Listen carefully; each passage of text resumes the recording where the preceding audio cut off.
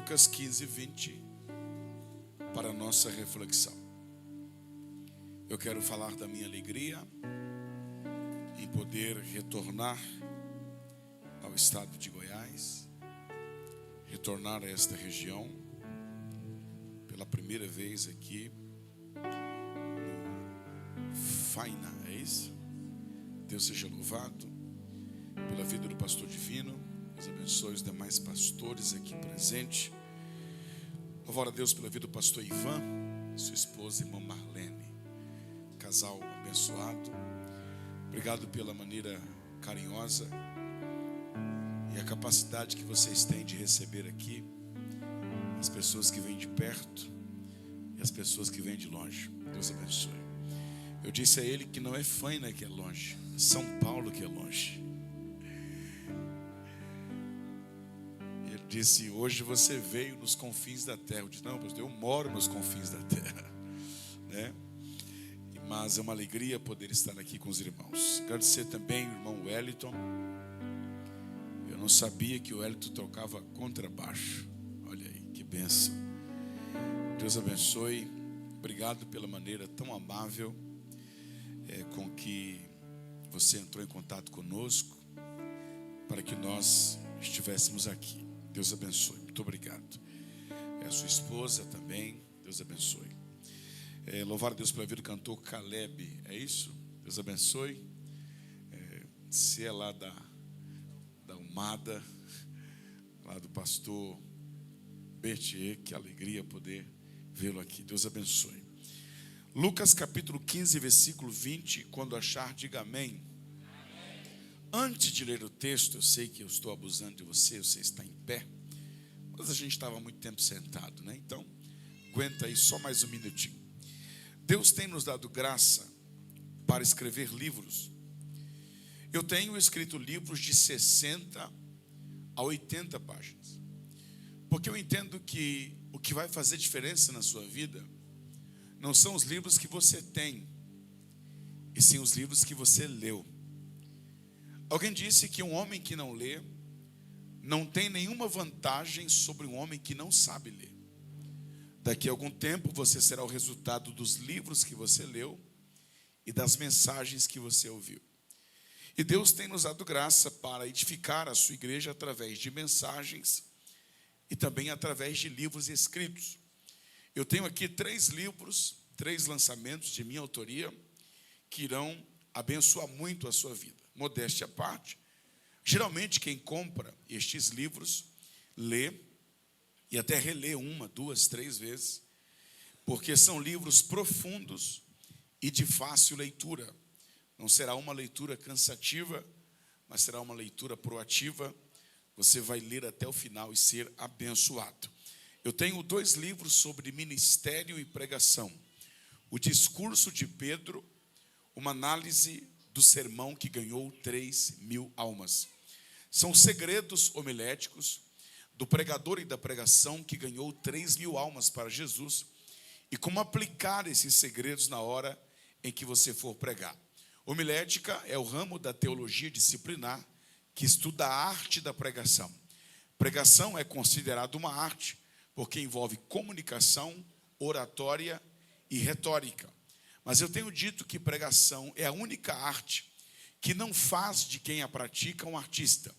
Pregadores não são artistas, pregadores são servos e servas do Senhor, profetas e profetisas da sua palavra. E este livro vai lhe ajudar muito. Eu separei aqui alguns tópicos, cito rapidamente: se preparando na oração. Eu posso orar sem pregar, mas eu não posso pregar sem orar. A postura do pregador, a voz do pregador e a tonalidade da pregação. Como atrair a atenção dos ouvintes, coragem e intrepidez. O pregador não tem que se preocupar se a igreja vai gostar da mensagem. Ele tem que se preocupar se a igreja vai entender a mensagem. Como anunciar o texto, como ler o texto e como pregar o texto.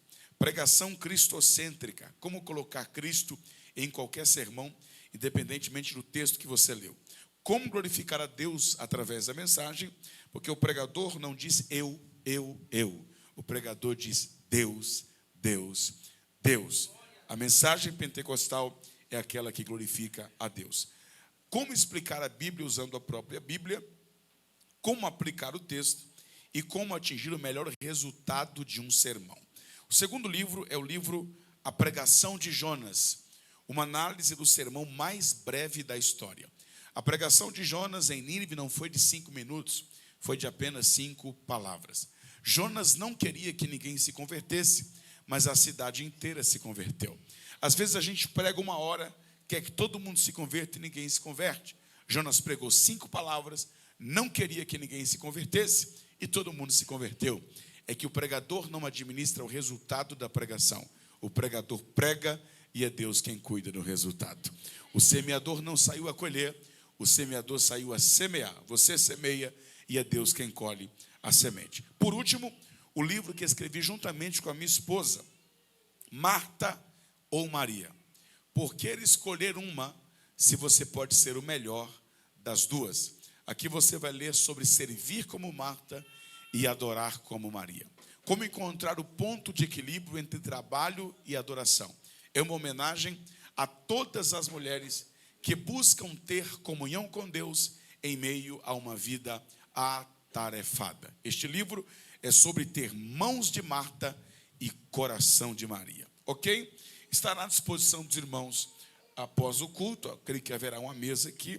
Aqueles que desejarem adquirir, não sei se está funcionando a internet, parece que está funcionando aí o Wi-Fi, tem o Pix, tem a maquininha, você passa lá, adquira, Deus vos recompensará. Sem mais delongas, Lucas capítulo 15, versículo 20, quem achou diz amém. E levantando-se foi para o seu pai. Vinha ele ainda longe, quando seu pai o avistou. Não era você que estava tocando teclado? Pode tocar.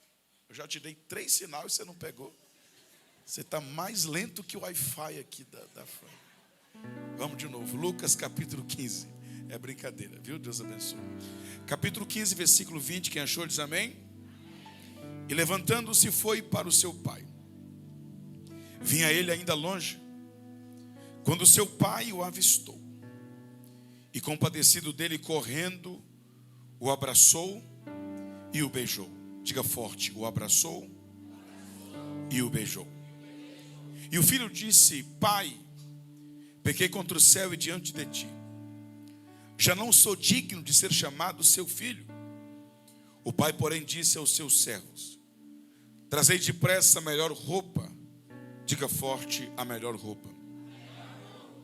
Vestiu, pondo-lhe um anel no dedo. Diga, anel no dedo. E sandálias nos pés. Diga forte, sandálias nos pés. Trazei também, matai o novilho cevado. Comamos e regozijemos.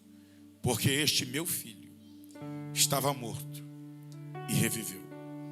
Estava perdido e foi achado. E começaram a regozijar-se. E você diz, amém. Podeis sentar.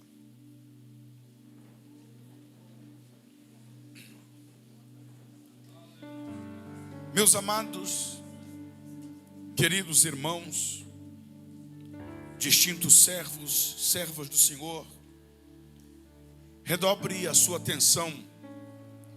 Não serei extensivo na exposição da palavra nesta oportunidade.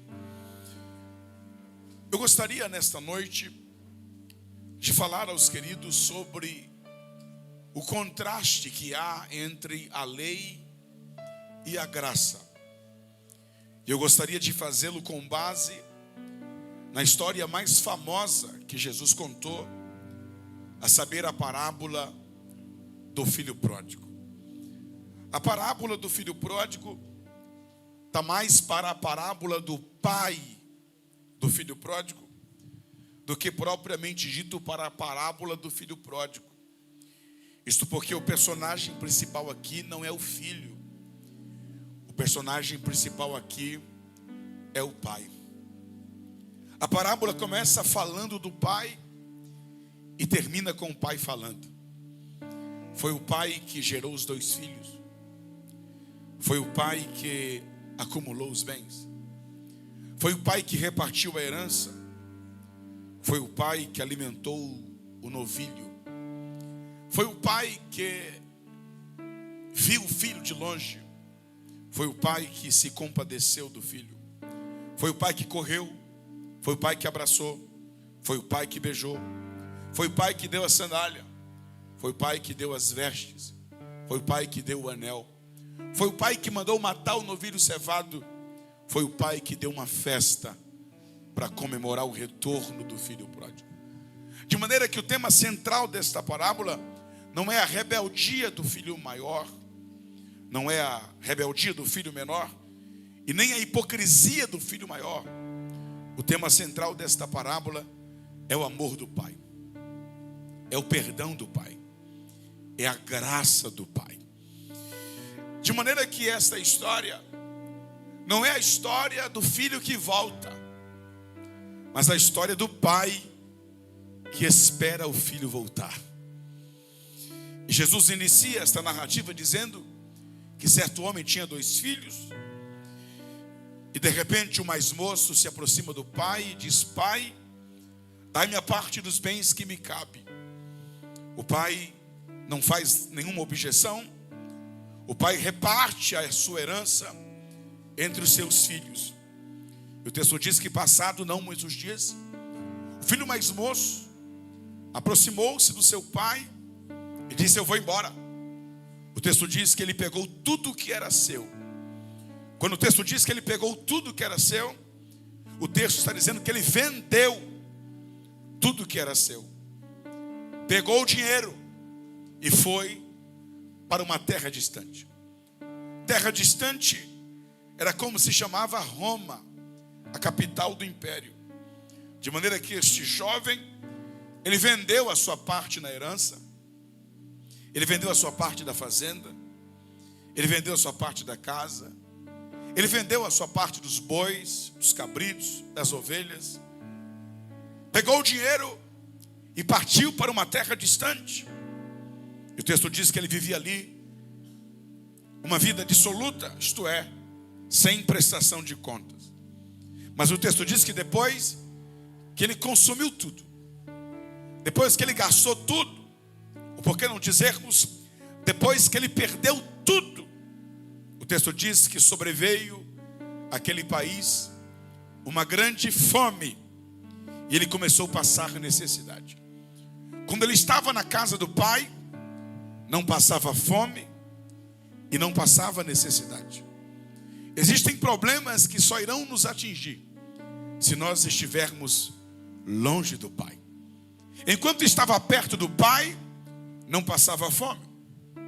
Enquanto estava perto do pai, não passava necessidade. Só foi se afastar do pai, começou a passar fome e a passar necessidade. O texto diz que então ele se agregou a um dos fazendeiros daquela terra, e este fazendeiro mandou para os campos a fim de guardar porcos, e lá estava ele, em meio aos porcos, desejando comer as alfarrobas que os porcos comiam, as bolotas que os porcos comiam, mas ninguém lhe dava nada. Por que ninguém lhe dava nada? Porque no mundo nada é de graça. No mundo tudo tem um preço, mas na casa do pai é tudo de graça. Por que na casa do pai é tudo de graça? Porque não vale nada? Não, porque o pai já pagou o preço. Nós estamos na casa do pai. Aqui é a casa do pai, e aqui é tudo de graça. O culto aqui é de graça. Dar glória a Deus aqui é de graça. Adoração aqui é de graça. A salvação é de graça. A unção é de graça. A cura é de graça. O poder é de graça. A unção é de graça. Batismo com o Espírito Santo também é de graça. Pastor, por que aqui é tudo de graça? Porque Jesus já pagou o preço lá na cruz do Calvário. Quantos recebem a graça de graça por meio da graça? Porque se a graça não fosse de graça, a graça não teria graça. E a Bíblia diz que ele desejava, ansiava comer as bolotas que os porcos comiam, porém ninguém lhe dava nada. E o texto diz que então ele caiu em si. E quando ele caiu em si, ele disse duas coisas interessantes. Primeiro, ele disse: quantos trabalhadores de meu pai têm pão com fartura, e eu aqui pereço de fome? Em outras palavras, ele está dizendo: na casa do meu pai ninguém passa fome. Na casa do pai tem pão.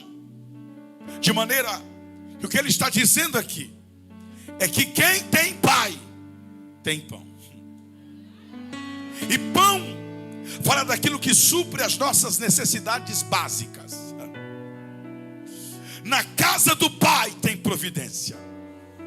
Na casa do pai tem suprimento para as nossas necessidades básicas. Ele está dizendo: quem tem pai tem pão. Nem sempre quem tem pão tem pai, mas quem tem pai tem pão. Pão não traz pai, mas pai traz pão. De maneira que o pão te põe na mesa, mas o pai te põe no colo. Eu estou tentando dizer hoje à noite que o pai é mais importante do que o pão. Nem todo mundo que tem pão tem pai, mas quem tem pai tem pão. Só quem tem pai aqui, levante a mão, dê um bravo de glória a Deus. O teu pai é Deus.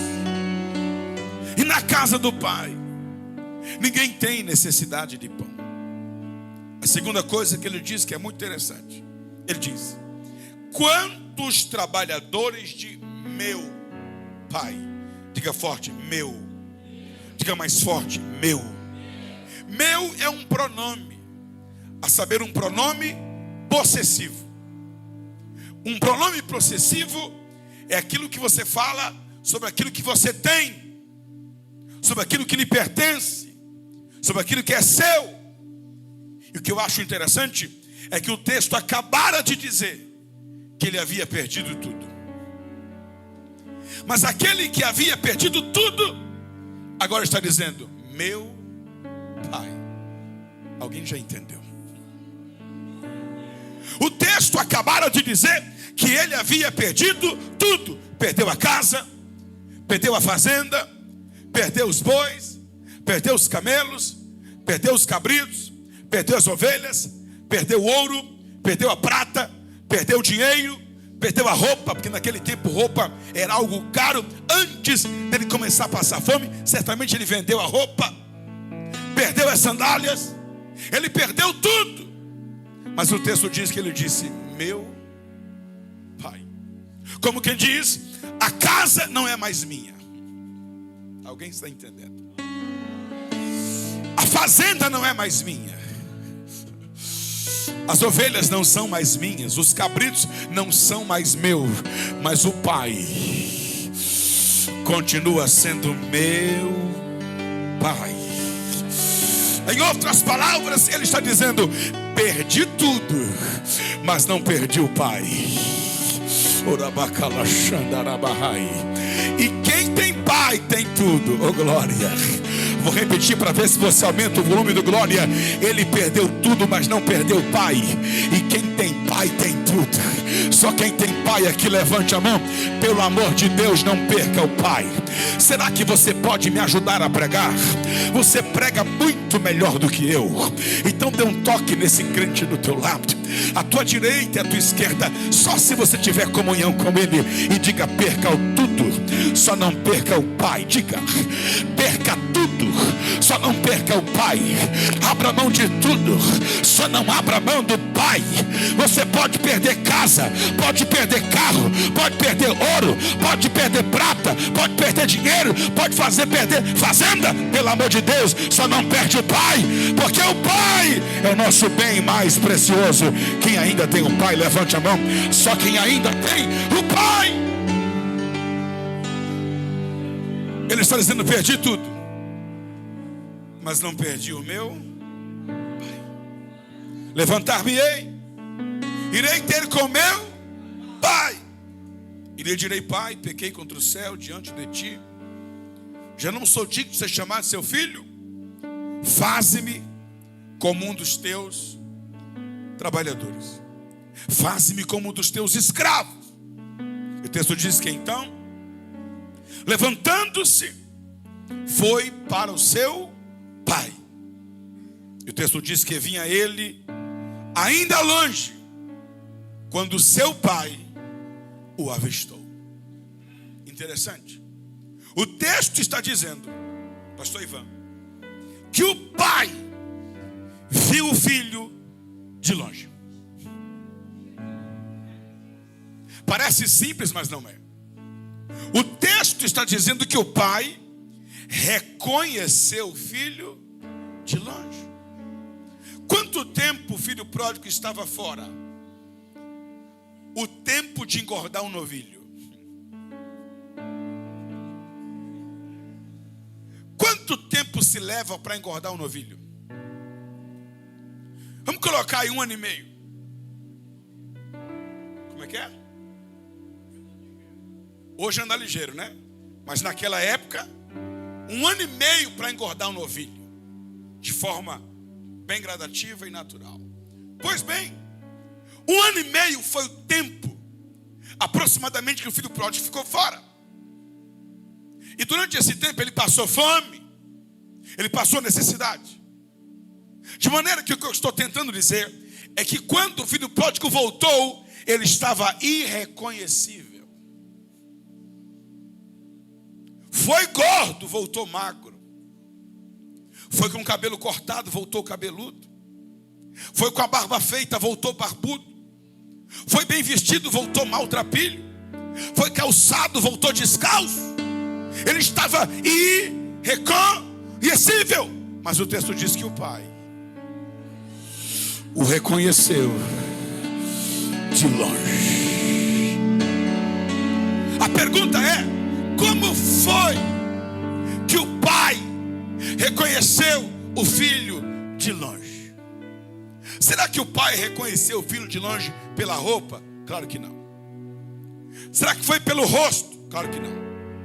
Será que foi pelo cabelo? Também não. Pela barba? Também não.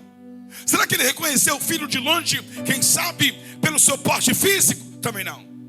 O pai reconheceu o filho de longe só pelo jeito de andar. Porque pai que é pai conhece o filho é pelo andar. O pai representa Deus, o filho representa eu e você. Eu vim dizer hoje à noite que o pai te conhece de longe pelo teu andar. Me prova que o pai reconhece o filho pelo andar. Eu provo. Salmo 139, verso 1 e verso 2, o salmista se escreveu: tu me sondas e me conheces. Conheces o meu deitar, conheces o meu levantar e conheces o meu andar. E de longe penetras os meus pensamentos. O Pai te conhece de longe. Não importa se você está aqui dentro ou se está lá fora, o Pai te conhece de longe. Se está na primeira fila ou se está na última fileira, ou se nem na fila está, o Pai te conhece de longe. O Pai já te viu, conhece as suas necessidades e sonda os seus pensamentos. Quando o pai o viu de longe, o texto diz que o pai se compadeceu dele. O pai fez o quê? Se compadeceu dele. A pergunta é: por que o pai se compadeceu? Será que o pai se compadeceu porque o filho estava descalço? Não. Isso é fácil de resolver. Será que o pai se compadeceu porque ele estava maltrapilho? Claro que não. Será que o pai se compadeceu do filho pródigo porque ele estava sujo, moribundo, magro, esquelético? Não. O pai se compadeceu do filho porque a lei dizia assim: um filho rebelde deve ser apedrejado. E este apedrejamento acontecia na porta da cidade ou na porta da fazenda. Quando o filho pródigo disse: pai, eu quero a minha herança. Quando é que um filho recebe a herança? quando seu pai, de maneira que quando ele diz: pai, eu quero a minha herança, em outras palavras ele está dizendo: eu quero que o senhor morra. Um filho que deseja a morte do pai é um filho rebelde, sim ou não? E a lei dizia que um filho rebelde deveria ser apedrejado. A lei dizia que este jovem deveria ser recebido na base da pedrada. De maneira que quando o pai viu o filho de longe, além do filho, o pai viu as pedras. E é claro que pela lei era o pai que levava o filho para ser apedrejado. Porém também pela lei, ou pelo costume, bastava o primeiro a tirar a pedra, para que todos começassem a tirar as pedras. De maneira que quando o pai viu o filho de longe, lembrou da lei: um filho rebelde deve ser apedrejado. Quando o pai lembrou da lei, o pai viu as pedras nas mãos dos colonos. Quem eram os colonos? Eram os que moravam na porta da fazenda e trabalhavam em troca da moradia, de maneira que jamais o filho pródigo poderia passar por ali sem pelo menos tomar algumas pedradas. Foi por isso que o pai se compadeceu. E porque o pai se compadeceu, o texto diz que o pai correu. E quando o pai correu, a Bíblia diz que o pai o abraçou. Esse abraço não é um abraço de quem está com saudade. Esse abraço não é um abraço de quem não vê o filho há muito tempo. Esse abraço não é um abraço de quem está apenas desejando ou demonstrando a saudade e desejando receber bem quem está voltando. Não, esse abraço é um abraço de proteção. Porque quando o pai abraça, o pai está dizendo: a lei manda apedrejar, mas agora que eu abracei, eu quero ver quem é que vai atirar alguma pedra. De maneira que a lei mata, mas a graça abraça. Vou repetir isso aqui: a lei mata, mas a graça abraça. E quando a graça abraça, não tem mais lei que mata. Quando a graça abraça, eu quero ver quem é que vai atirar a pedra. Alguém está com pedra na mão, só esperando o primeiro atirar, para começar a atirar as pedras no filho rebelde. Mas quando o pai abraçou, o pai está dizendo: atira agora, que eu quero ver. Ataca agora, que eu quero ver. De maneira que o abraço do pai era um abraço de proteção. E alguém está dizendo: se eu atirar pedra nele, eu vou acertar o pai. Aí Deus me trouxe aqui para te dizer: quem quiser atirar pedra em você, vai ter que atirar no pai. Quem quiser brigar com você, vai ter que brigar com seu pai. Quem quiser lutar contra você, vai ter que lutar com seu pai. Quem perseguiu você, perseguiu seu pai. Ofendeu você, ofendeu seu pai. Se levantou contra ti, vai cair por terra, porque você tem pai. Diga para duas pessoas perto de você: você tem pai. Diga: você tem pai, você tem pai, você tem pai. E o pai te dá um abraço de graça hoje. O pai te dá um abraço de proteção. E não tem inferno que se levante contra a tua vida, porque a graça te abraçou. Receba o abraço da graça em nome de Jesus. O primeiro contraste entre a lei e a graça é que a lei mata, mas a graça abraça.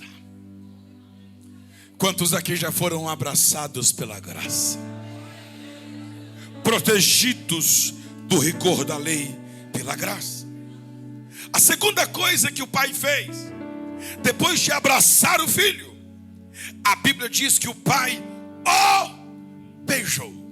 Olhe para cá. Se eu primeiro beijo para depois abraçar, o beijo pode ser em qualquer lugar do corpo.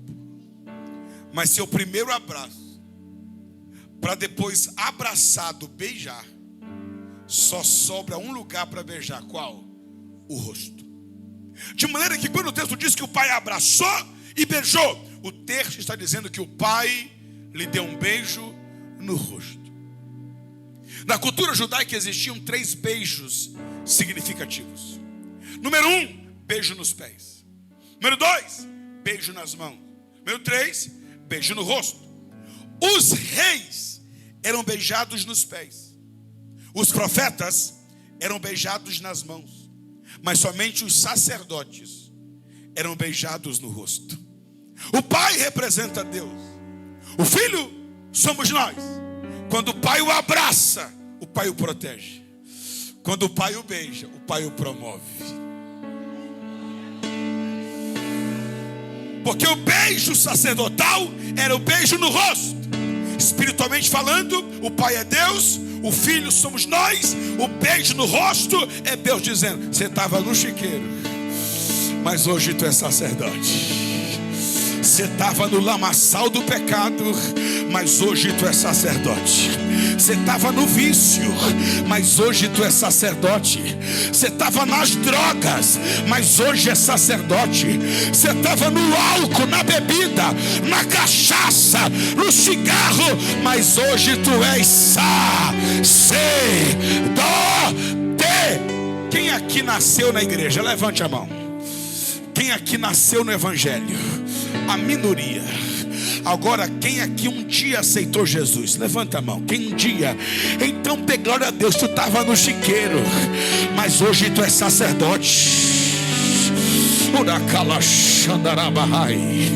Tu estava igual o filho pródigo, no meio dos porcos, no vício, no lamaçal do pecado, mas a graça te abraçou, a graça te beijou, e hoje tu é pastor, hoje tu é evangelista, hoje tu é presbítero, hoje tu é diácono, hoje tu é cooperador de trabalho, hoje você é músico da igreja, você canta no coral, canta no conjunto, está aí bem vestido, bonito, cheiroso, dando glória a Deus. É porque a graça te beijou, a graça protege e a graça promove.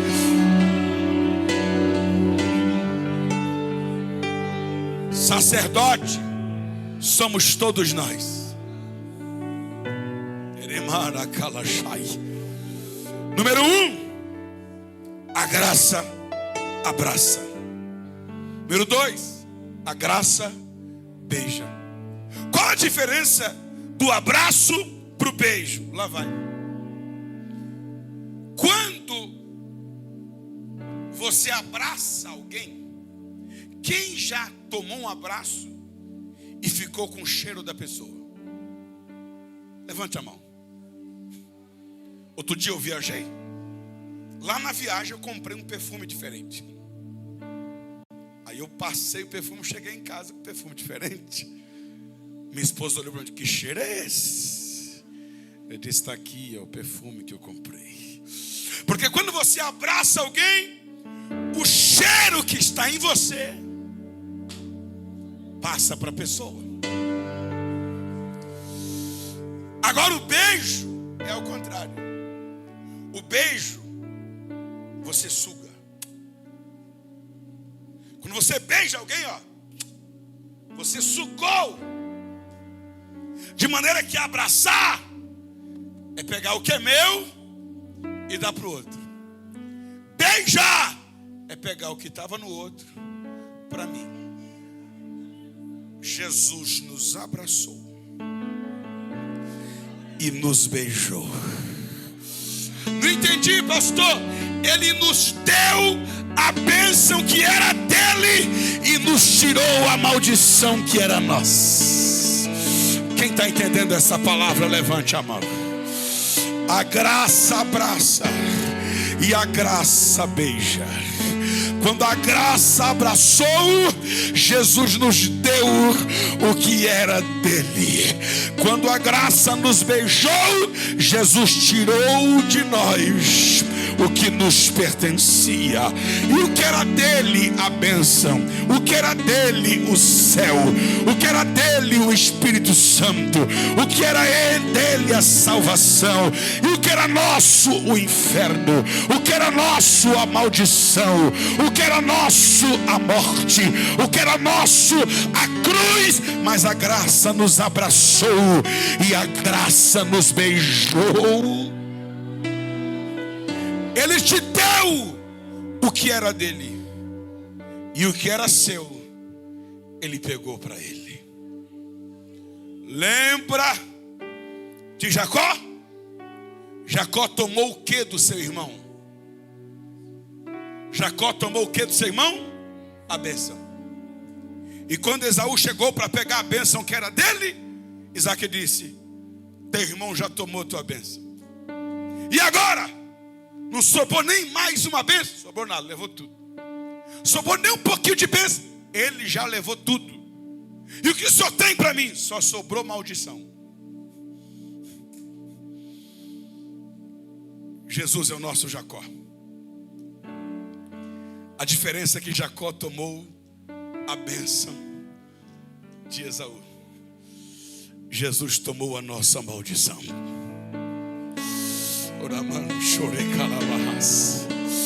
Só dá glória quem tem. Quem não tem fica quieto. Jacó tomou a bênção de Esaú. Jesus é o contrário. Ele tomou a nossa maldição. A cruz que era nossa, ele tomou para ele. A morte que era nossa, ele tomou para ele. A enfermidade que era nossa, ele levou sobre ele. Quem está entendendo essa palavra aqui, levante a mão. E sabe o que é tremendo? É que daqui a algum pouquinho a trombeta vai tocar e a gente vai chegar no tribunal de Cristo e vai dizer: eu vim buscar minha maldição, eu vim buscar minha morte, eu vim buscar minha cruz, eu vim buscar minha punição. Mas o Pai vai olhar para nós e vai dizer: Jesus já levou a sua maldição, ele já levou sua morte, ele já levou sua cruz. Não sobrou nada. Não, ele já levou tudo. E sobrou o que para mim? Só sobrou a bênção que era dele. Receba o céu, receba a vida, receba a salvação, receba a graça. A graça nos abraçou e a graça nos beijou. Porque a lei mata, mas a graça abraça. A lei mata, mas a graça beija. Abraço fala de proteção. Beijo aqui fala de promoção. Tu estava no chiqueiro, mas agora tu é sacerdote. Em terceiro lugar, primeiro o pai abraçou, depois o pai beijou. Aí o texto diz que ele abriu a boca e disse: Pai, pequei contra o céu e diante de ti.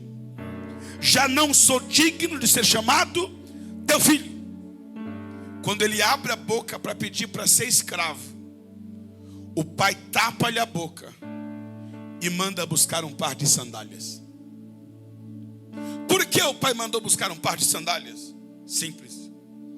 Na casa do pai todo mundo trabalha.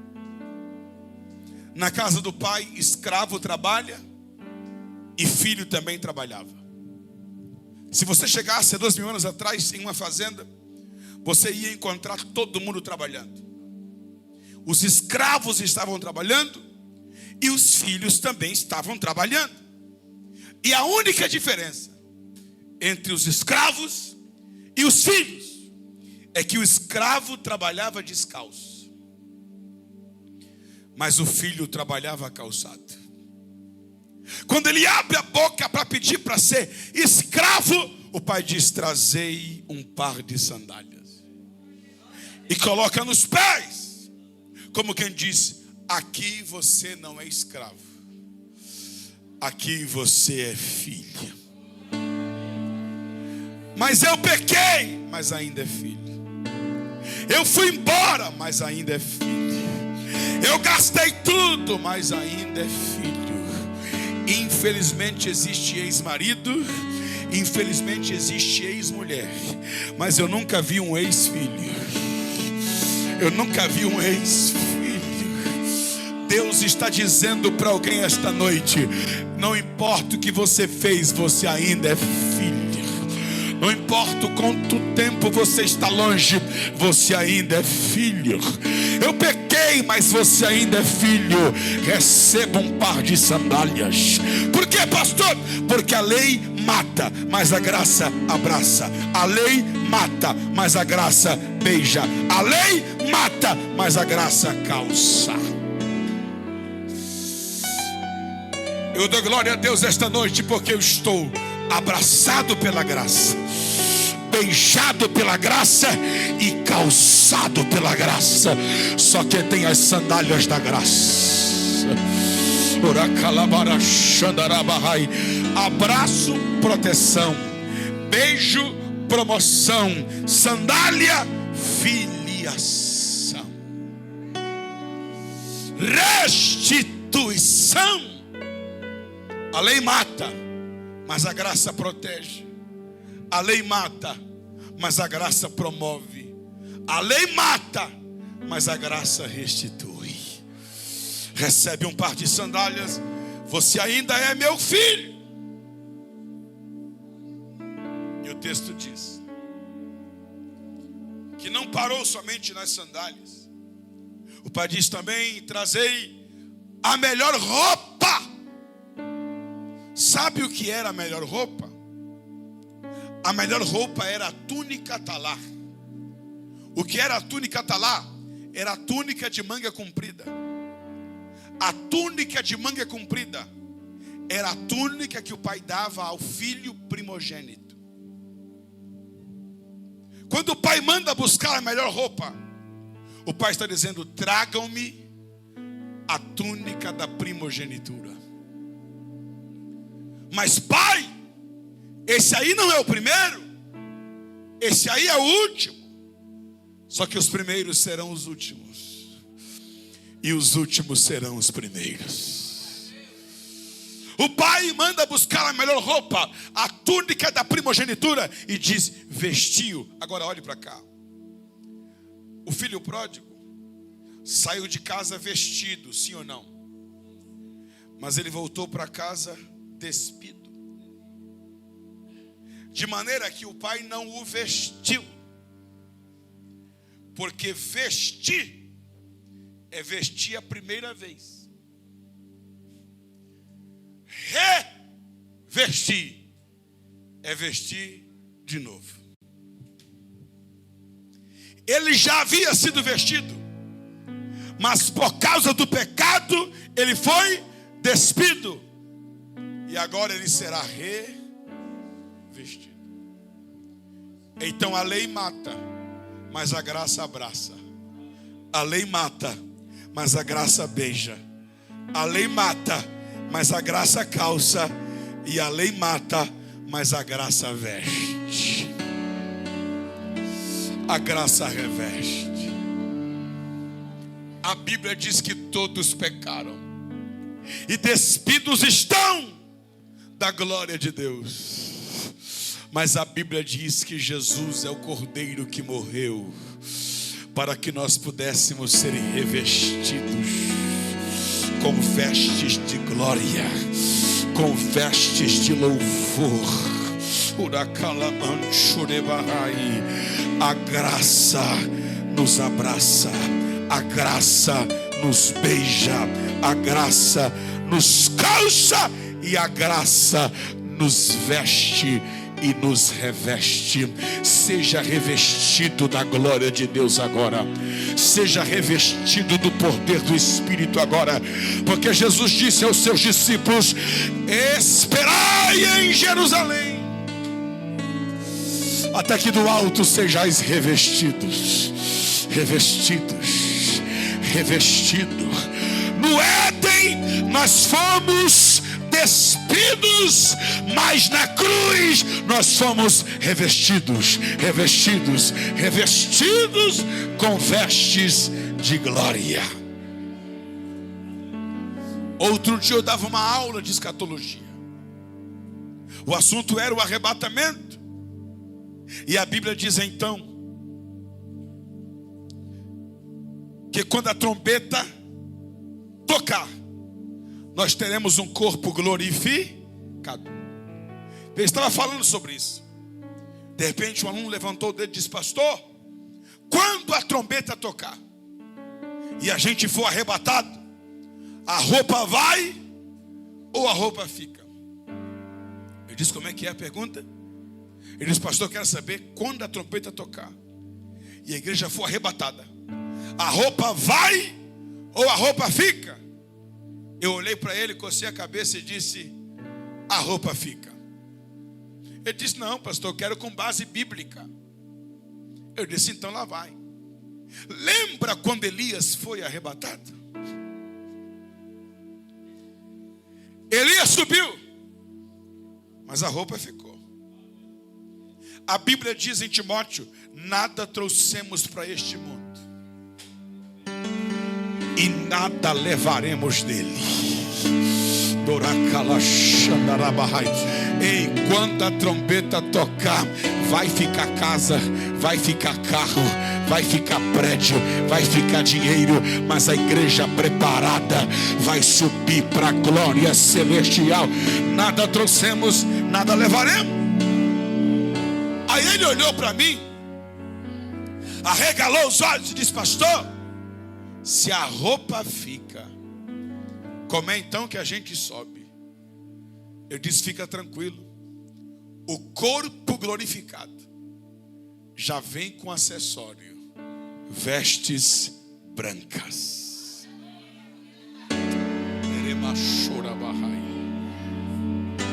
Quando a Bíblia diz que Adão e Eva estavam nus e não se envergonhavam, não é porque eram casados, era porque não estavam nus, estavam vestidos da glória de Deus. Mas quando pecaram, foram despidos da glória. E aí precisaram desse tipo de roupa aqui. Mas a graça irá nos vestir de vestes de glória, de vestes de louvor, de vestes festiva. No céu ninguém entra nu. No céu só entra quem está vestido e revestido com as vestes de glória. O Pai diz: trazei a melhor roupa, porque a lei mata, mas a graça veste. Por último, o texto diz que o Pai disse: trazei também o anel para colocar no dedo. O texto não diz aliança, o texto diz anel. Anel é diferente de aliança. Aliança é uma coisa, anel é outra. Aliança está limitado ao compromisso. Agora, anel pode ser um símbolo de autoridade, pode ser um símbolo de embelezamento, de adorno, de maneira que quando o pai manda buscar o anel para pôr no dedo, o pai está dando a ele autoridade. Quando o faraó deu um anel para José, ele disse: você será governador do Egito. Depois de mim, quem manda no Egito é você. Recebe um anel de autoridade. E esse anel de autoridade representa o seu governo sobre o Egito. De maneira que quando o pai manda buscar um anel para pôr no dedo do filho, o pai está dizendo: a partir de hoje, depois de mim, quem manda na fazenda é você. Eu estou falando do filho que foi embora. Estou falando do filho que pediu a herança, do filho que gastou tudo e agora voltou. E ele não voltou por causa do pai, ele voltou por causa do pão. E quem volta por causa do pão e não por causa do pai, não está arrependido de verdade. Mas a graça o abraçou, a graça o beijou, a graça o calçou, a graça o vestiu e a graça o adornou com um anel de autoridade, mesmo sem ele estar totalmente arrependido. Aí você pergunta: pastor, o que é isso? Isso é graça. Porque graça é diferente de misericórdia. Misericórdia é Deus não te dar o que você merece, Graça é Deus te dar o que você não merece. Enquanto pecadores, filhos pródigos e rebeldes, nós merecíamos a morte, nós merecíamos as trevas, nós merecíamos o inferno, mas Ele teve misericórdia e não nos deu o que nós merecíamos. Enquanto filhos pródigos, nós não merecíamos abraço, não merecíamos beijo, não merecíamos vestes, não merecíamos sandálias, não merecíamos anel, não merecíamos o céu, não merecíamos o Espírito Santo, não merecíamos a salvação, mas Ele teve graça e nos deu o que nós não merecíamos. Quantos pobres deram um brado de glória a Deus, porque a graça te deu o que você não merecia. Que amor é esse? É o amor com que Cristo nos amou, é o amor do nosso Pai Celestial. Amor que abraça, beija, calça, veste e adorna quem merecia a morte. O anel de autoridade representa o adorno, o embelezamento, porque a lei mata, mas a graça adorna. Com os dons espirituais, com os dons do Espírito Santo, são os anéis de autoridade que Cristo tem conferido à sua igreja. Olhe para alguém que está no seu lado e diga assim: você tem autoridade. Diga para ele, diga para ela: você tem autoridade. Tem gente que na hora que é para falar não fala, e na hora que é para falar não fala. Na hora que é para falar, ele não fala. Na hora que não é para falar, aí ele fala. Diga aí para esse crente que está no seu lado assim: você tem autoridade. Diga: você tem autoridade. Você tem o nome de Jesus. Aonde você entra, Satanás tem que bater em retirada. Quando você estende as suas mãos, a enfermidade tem que cair por terra, porque a graça te deu um anel de autoridade. E esse anel de autoridade é o nome de Jesus. E eu termino dizendo uma coisa. O que, pastor? Certa vez, um pai entrou dentro do carro para levar o seu filho para a escola. Para levar seu filho para onde? O menino tinha aproximadamente 5 anos, 4 para 5 anos de idade. O pai, apressado e muito desligado, colocou o menino na cadeirinha do carro.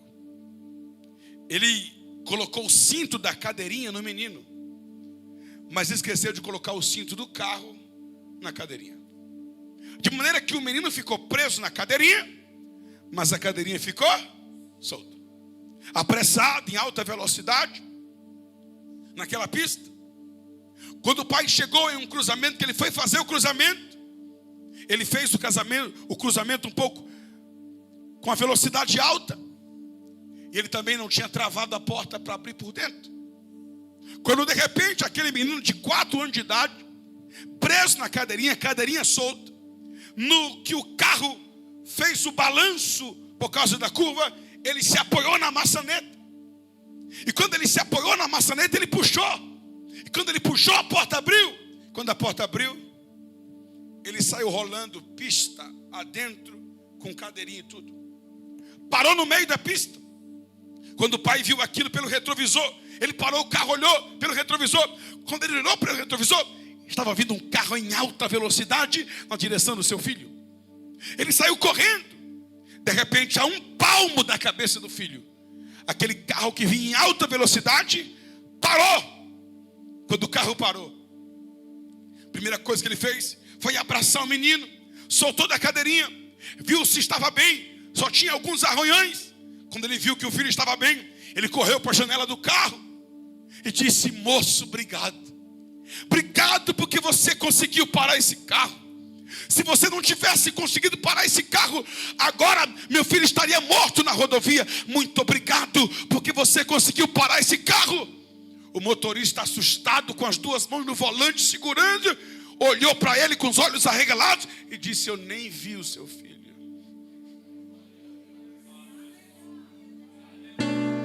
Tudo que eu vi foi um vulto passando. E quando eu vi um vulto passando na frente do carro, eu me assustei. E quando eu me assustei, eu disse: Jesus! E quando eu disse Jesus, o carro parou na hora. Olhou para aquele pai chorando e disse: o que parou esse carro não foi o freio, o que parou esse carro foi o nome poderoso de Jesus. Quem tem esse nome aqui, levante a mão. Só quem tem esse nome, levante a mão e dê um brado. Você tem autoridade do nome de Jesus. Só que tem um detalhe. E aqui eu fecho a mensagem. Eu preciso de alguma irmã aqui que é casada. Levante a mão. Alguma irmã que é casada? A irmã é casada? Como é o seu nome completo? Edna Nunes da Silva. Como é o nome do seu esposo completo? Como? Walter Barbosa. Tem mais alguém aqui que é casado? Alguma mulher que é casada? Quem? A irmã? Como é seu nome completo? Como? Genesi Félix do Nascimento. E o nome do seu esposo? Divino da Silva Ferraz. Eu preciso de uma terceira irmã que é casada aqui. Tu mesmo. Que elas não estão ajudando na mensagem. Ou não? Ou não? Como é seu nome? Mirelle Camargo Godoy Gonçalves. Nome do seu marido completo? Jonatas Teixeira Gonçalves. Então o teu Gonçalves é dele. Quando você namorava com ele, você tinha um Gonçalves? Quando você estava noiva dele, você podia usar o Gonçalves? Você só pôde usar o nome dele depois que você casou. É por isso que tem... Obrigado pela intenção, viu, irmãs? É por isso que tem gente que diz para o demônio: sai em nome de Jesus, e não sai. Diz para a enfermidade: sai em nome de Jesus, e não sai. Porque o nome de Jesus não é para quem namora com ele. O nome de Jesus não é para quem só fica com ele de vez em quando. O nome de Jesus é para quem tem compromisso com ele.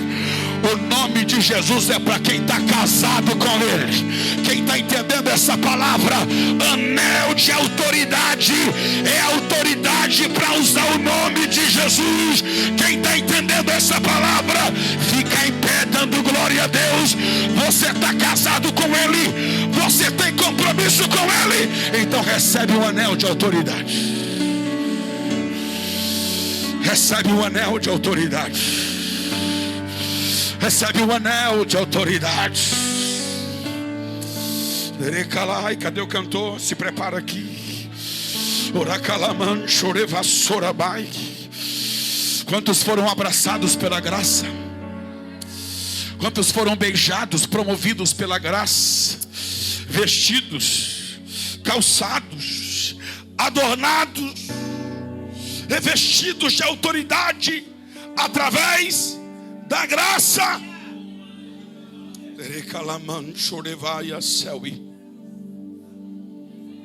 Por último, o pai diz: trazei o novilho cevado e matai-o, porque meu filho estava morto e reviveu.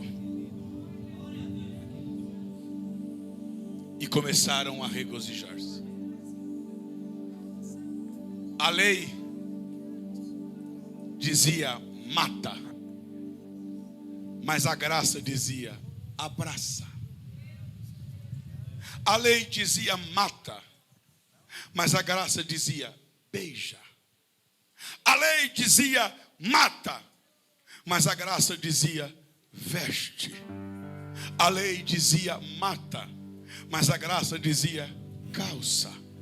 A lei dizia: mata, mas a graça dizia: adorna.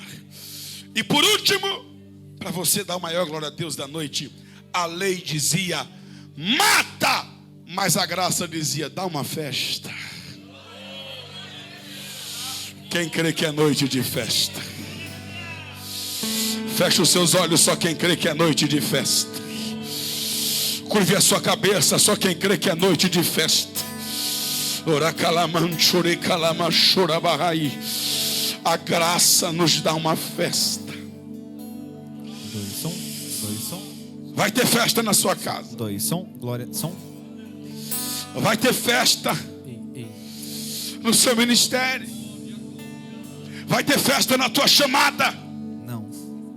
Porque a graça está dizendo: dá uma festa para ele. Dá uma festa para ela. Som. Deus me trouxe aqui para dizer para alguém: se prepara para comemorar. Porque 2024 vai ser ano de festa.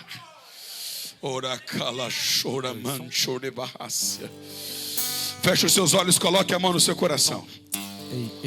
Pode começar a cantar.